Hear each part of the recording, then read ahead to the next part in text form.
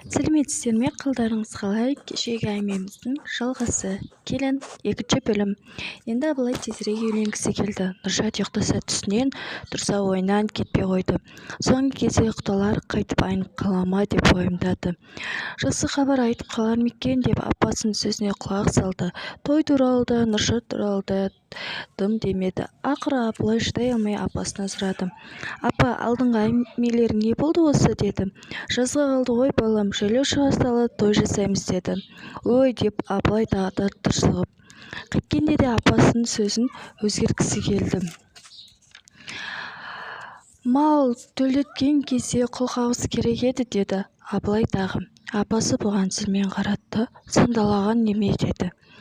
Көп ұзамай көрші ауылдан қыз ұзатылып алып келді. Нұршаттың көрген күні осы еді. Қойшының тамағын беру, күтіп алу. Оның үстіне абылайдың апасының сөзінен шыға алмайтын еді. Қойға ертемен кетіп, күн бата келетін абылайды күтумен болатын. Апа, түске ыстық тамақ ішпесем болмайды. Нұршатты бір мезгіл маған жіберіп тұрсаңызшы, деді. Апасы бетіне қарап, сандалаған неме-ау, қай қойшының әйелін көрдің? Күйеуіме ыстық тамақ тасып жүрген. Абылай үндемей қалды. Кейде Нұршат күйеуіне еркелегісі келеді. Мұны абылай да сезіп байқап қояды. Екеуі жақындай бергенде киіз үйдің есігі аңқарай ашып, апасы бас салып кіріп келеді. Абылай ішінен ой апамдай деп теріс қарап кетеді. Келін алсам, анда барам, мында барам деген сөз қайда осы? Апам үйде дым шықпай отыр.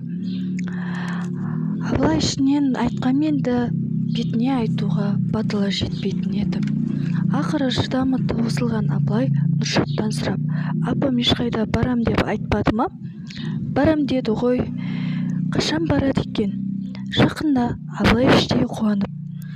Апам кетсе мен жалғыз өзім қорқамын ғой деп Нұршат уайым білдіргендей болып. Қорықпайсың, жаныңда мен боламын, деді. Қойды қайтесің, отағасы, деді. Ой, бәле болды сол, деп. Абылай үндемей қалды. Апасы жолға дайындалып жатқанда сатушы шәйім келді. Өзі сондай қалжыңбас кісі еді.